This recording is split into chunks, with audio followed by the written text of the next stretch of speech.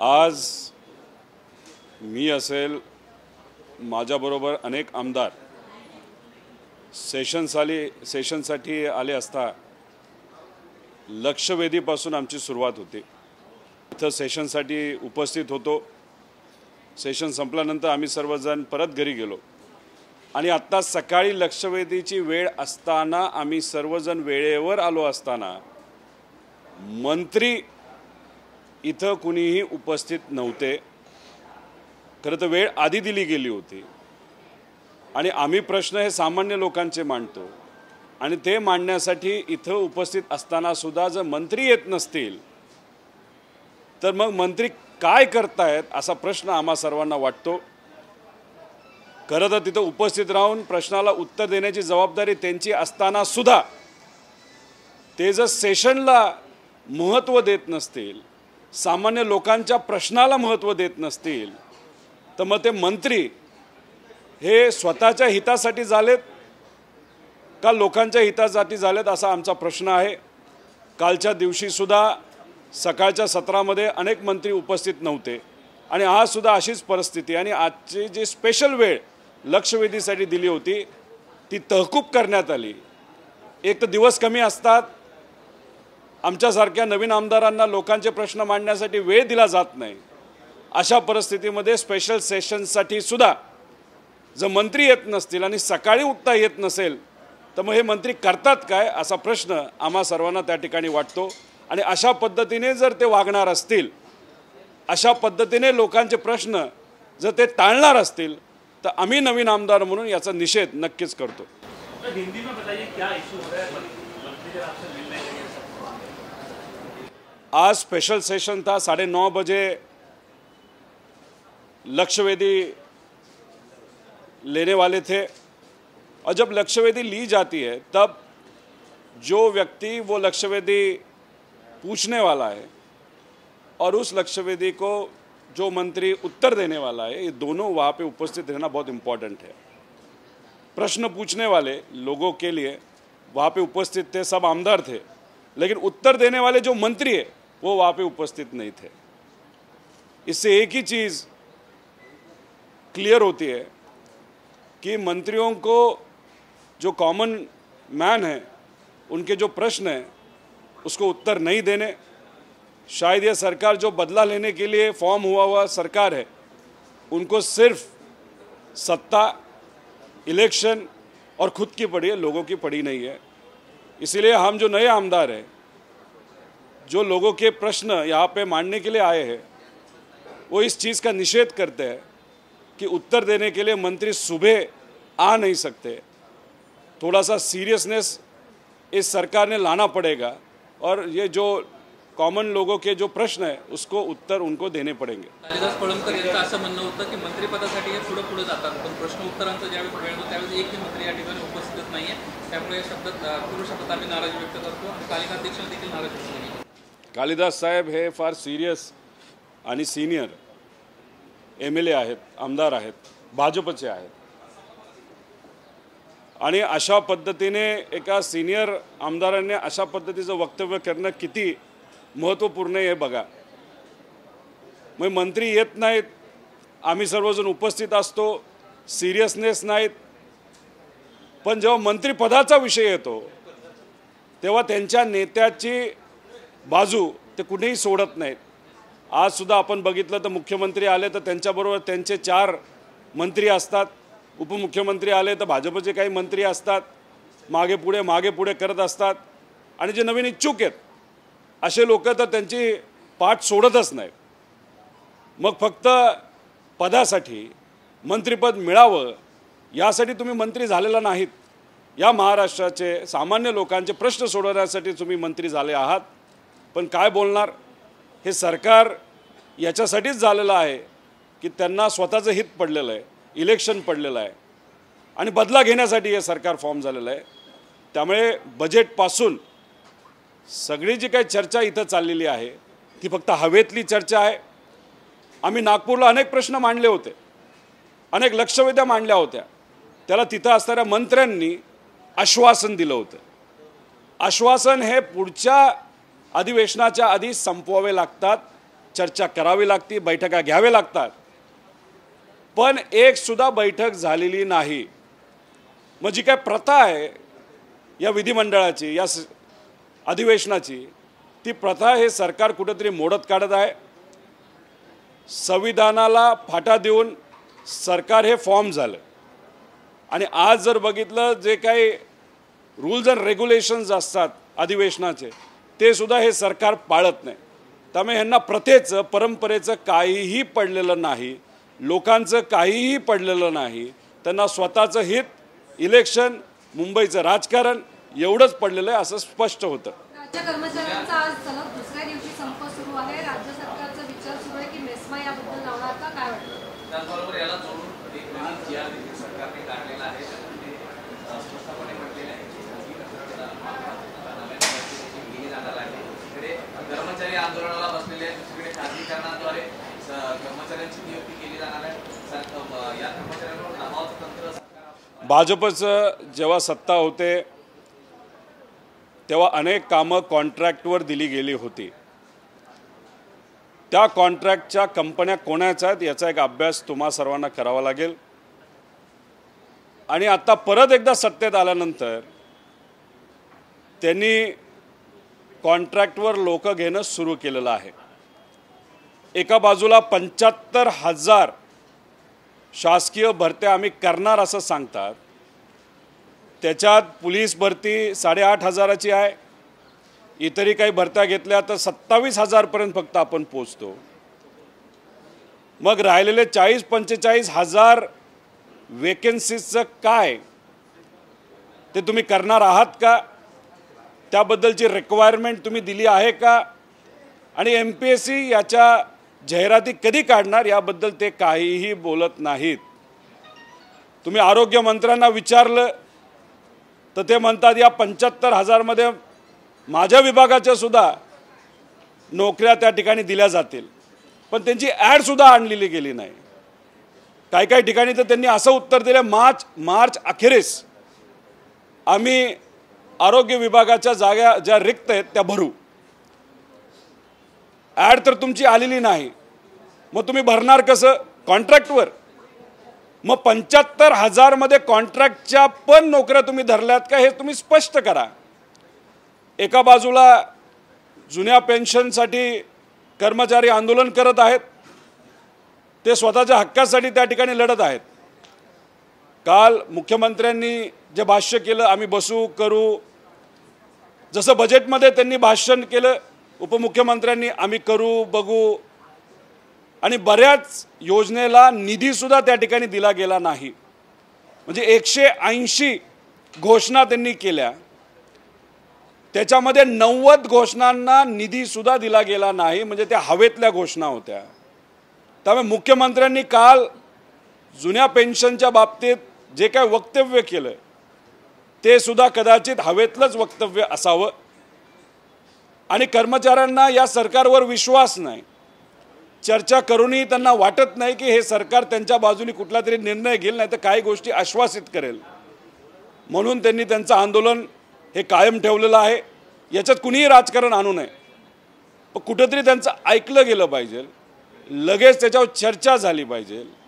किती ताण येणार आहे या बाबतीत कुठला ना कुठला तरी निर्णय हा लवकरात लवकर त्या ठिकाणी घेतला गेला पाहिजे. आणि हे घेत असताना एक गोष्ट लक्षात घेतली पाहिजे, हे जेव्हा आंदोलन केलं जातं तेव्हा सामान्य लोकांची अनेक कामं प्रलंबित राहतात, आणि ती कामं प्रलंबित राहिल्यामुळे कदाचित आपल्या सर्वांसाठी ती छोटी वाटत असली तरी फार मोठी कामं असतात. त्यामुळे लवकरात लवकर या बाबतीत काहीतरी सकारात्मक निर्णय हा सरकारने घेतला गेला पाहिजे आणि हे आंदोलन थांबलं पाहिजे. हे काय सरकारसाठी थांबलं गेलं पाहिजे असं मी म्हणत नाही, आमच्यासाठी थांबलं गेलं पाहिजे असं आम्ही म्हणत नाही, पण मी सर्व कर्मचाऱ्यांना या ठिकाणी विनंती करतो, हे जे सामान्य लोक आहेत, तुम्ही ज्या ज्या विभागामध्ये काम करतात, या सामान्य लोकांची कामं तुमच्या विभागामध्ये जी असतात त्यासाठी तरी तुम्ही कुठंतरी निर्णय हा मागे घेण्याचा घ्यावा. पण हा निर्णय घेत असताना सरकारने सुद्धा त्यांना कुठे ना कुठेतरी आश्वासित केलं पाहिजे असं माझ्यासारख्याला वाटतं. शेवटचा प्रश्न आहे, शेतकरी बांधव लॉ मार्च काढत आता मुंबईच्या बीचवरून ठेवलेले आहेत, त्याकडे कसं पाहता?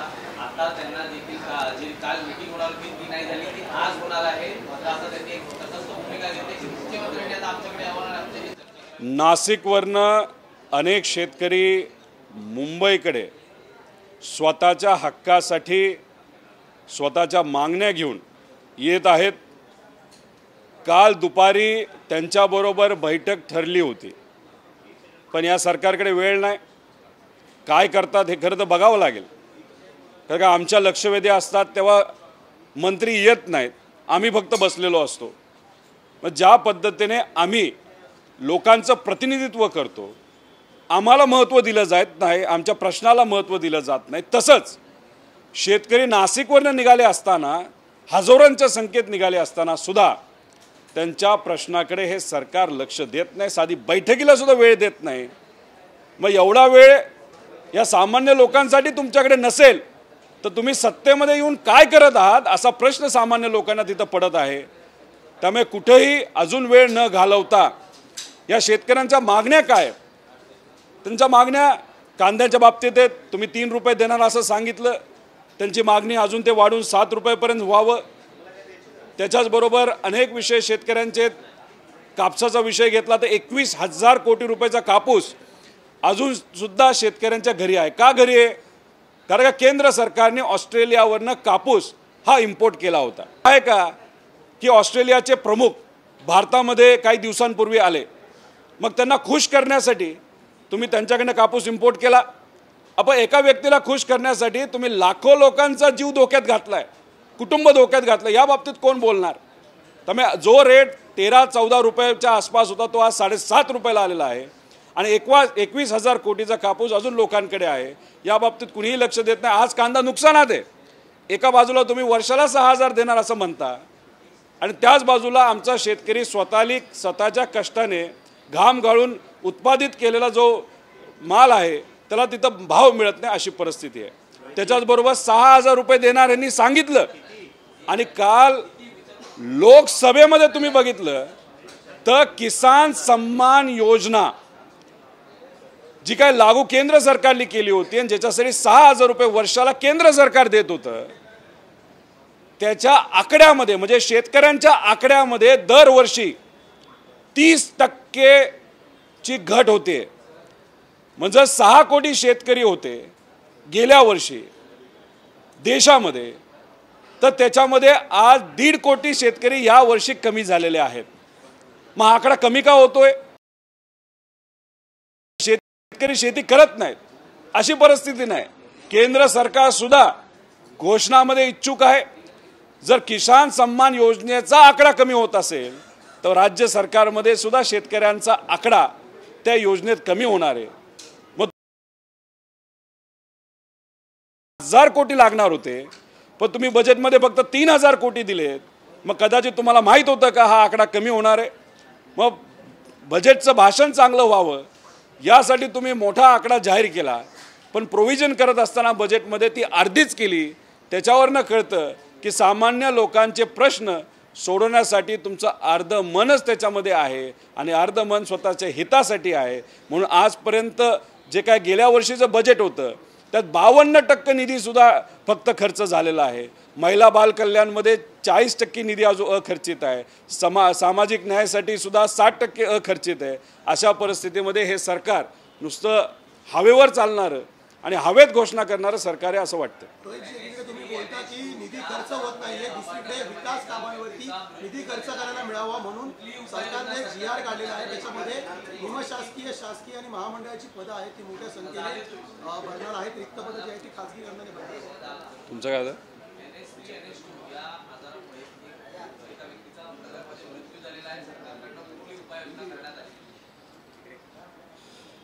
आरोग्य मंत्र्यांना आरोग्याबद्दल किती कळतं हे आज तरी आपल्याला सांगता येणार नाही. कर्नाटकामध्ये हा जो नवीन व्हायरस आलेला आहे, कर्नाटक आणि इतर राज्यामध्ये या बाबतीतल्या प्रशासकीय अधिकारी आणि एक्सपर्टला घेऊन अनेक बैठका झाल्या, पण आपल्या राज्यात अशा पद्धतीची बैठक झाली आहे का? कदाचित झालेली नाही. मग तुम्ही या व्हायरसला सिरियसली घेत नाही का? आज तुम्ही बघितलं तर माझ्या कुटुंबामध्ये सुद्धा काही लोकांना हा व्हायरस लागून आजारी होते, पण एखाद्या आमच्यासारख्या कुटुंबामध्ये आम्ही ट्रीटमेंट घेऊ शकू, पण सामान्य कुटुंबामध्ये जर या व्हायरसची लागण झाली तर मग ट्रीटमेंट काय? त्यासाठी वेगळा निधी आहे का? हा करोनासारखा स्प्रेड होऊ शकतो का? हा घातक आहे का? हे काय तुम्ही बातम्या वाचून फक्त अधिवेशनामध्ये बोलण्यासारखी गोष्ट नाही, याच्यावर अभ्यास करण्याची गोष्ट आहे. आणि हा एक सिरियस व्हायरस आहे. असं कळतं की नगर जिल्ह्यामध्ये सुद्धा या व्हायरसमुळे एक मृत्यू झाला. मग असाही प्रश्न पडतो, ही फक्त सुरुवात आहे का? अजून हे सिरियस होऊ शकतं का? मग या बाबतीत एक चांगली महत्त्वाची एक्सपर्टची कमिटी बसणं महत्त्वाचं आहे आणि एक योग्य असा निर्णय आणि याच्यावर धोरण करावं लागेल का, या बाबतीत चर्चा करायची जरूरत आहे. पण आपले आरोग्यमंत्री काय करत असतात कोणाला माहिती. माझ्या मतदारसंघामध्ये आम्ही उपजिल्हा रुग्णालय कर्जतसाठी एक आणि जामखेडसाठी एक मंजूर केलं आणि माझ्यासारख्या अनेक आमदारांनी महाविकास आघाडी सरकारच्या काळामध्ये असे हॉस्पिटल हे मंजूर केलेले आहेत. त्याची कामं सुरू झालेली आहेत, पण कामं सुरू होऊन सुद्धा 20% काम झालं. आता आम्ही बजेटमध्ये बघत होतो की जी कामं सुरू झालेली आहेत त्या कामांना या बजेटला पुढचं काम होण्यासाठी हे अर्धवट राहू नये यासाठी अजून निधी काय दिला आहे का? तर या बजेटमध्ये त्या कामांसाठी म्हणजे विरोधी पक्षामध्ये असणाऱ्या आमदारांच्या कामासाठी एकही रुपया काम पूर्ण होण्यासाठी या बजेटमध्ये दिलेला नाही. मग ज्या मंत्र्याला हेच कळत नाही की या हॉस्पिटलमध्ये राजकारण केलं नाही पाहिजे, तिथं भाजपची पण मतदार जातात, राष्ट्रवादीचे मतदार जातात, काँग्रेसचे मतदार जातात, तर मग अशा पद्धतीने भेदभाव करणारा जो मंत्री आहे त्याला काय कळणार या व्हायरसचा, हे व्हायरस आणि दुसरा व्हायरस काय महत्त्वाचा आहे. त्यामुळे मी अशी अपेक्षा करतो मंत्री महोदयांना, जर मंत्री महोदयांना जमत नसेल तर राजेश टोपे साहेबांना तुम्ही विश्वासात घ्या. तसंच मुख्यमंत्री उपमुख्यमंत्र्यांनी सुद्धा या बाबतीत पुढाकार घ्यावा, डॉक्टर्स घ्यावेत, अधिकारी घ्यावेत आणि या बाबतीत चर्चा करावी. माहीत नाही त्यांच्याकडे एवढा वेळ आहे का नाही, पण हे सिरियसली घेण्याची जरूरत आहे. भारतामध्ये अनेक राज्यांमध्ये या व्हायरसमुळे मृत्यू झालेले आहेत. मग ह्याला लाईटली न घेता या बाबतीत एक कमिटी लवकरात लवकर फॉर्म करून त्या कमिटीने कुठला ना कुठला निर्णय तो सुद्धा या राज्याच्या इथं असणाऱ्या सामान्य लोकांच्या बाजूने घेण्याची जरूरत आहे. जे काही आदेश राज्य सरकारकडनं सरकारी आणि प्रायव्हेट हॉस्पिटलला द्यायला हवेत ते लगेचच्या लगेच त्या ठिकाणी देण्यात यावेत.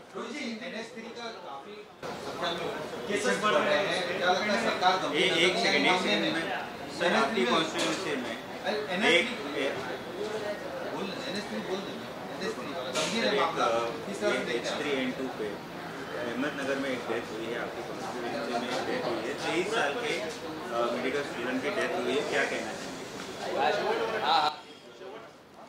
ये जो वायरस है, ये वायरस बहुत स्पीड से स्प्रेड हो रहा है और सिर्फ महाराष्ट्र में हो रहा है ऐसा चीज़ नहीं है. ये वायरस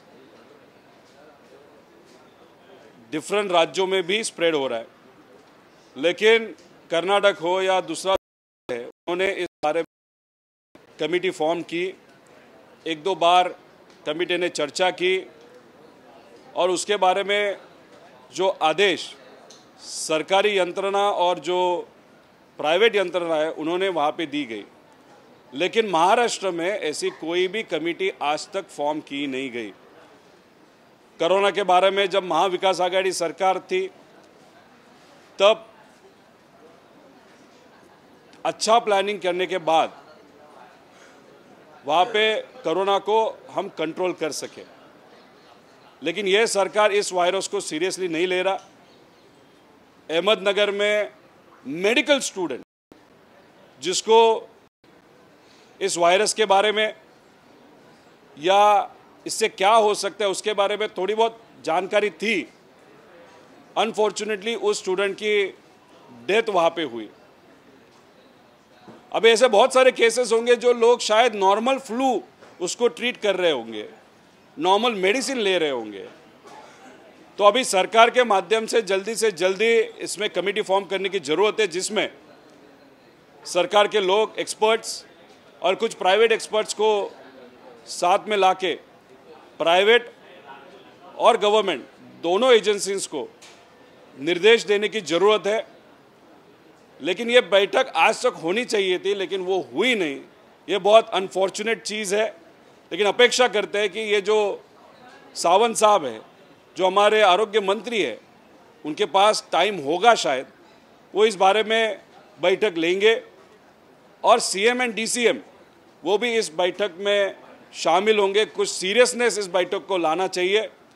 और ये सिर्फ शुरुआत है क्या, ऐसा भी प्रश्न बहुत लोग कर रहे हैं। कोरोना की शुरुआत जब हुई थी, लोगों को लगा ये नॉर्मल वायरस है, लेकिन बाद में क्या हुआ इस बारे में आप सबको जानकारी है। इसलिए इस वायरस को लाइटली लेने की ज़रूरत नहीं। इमीडिएटली कमेटी फॉर्म करके इस बारे में जो भी आदेश निर्देश लोगों को और मेडिकल जो सिस्टम है उसको देने की जो ज़रूरत है, फॉर्म करने की ज़रूरत है।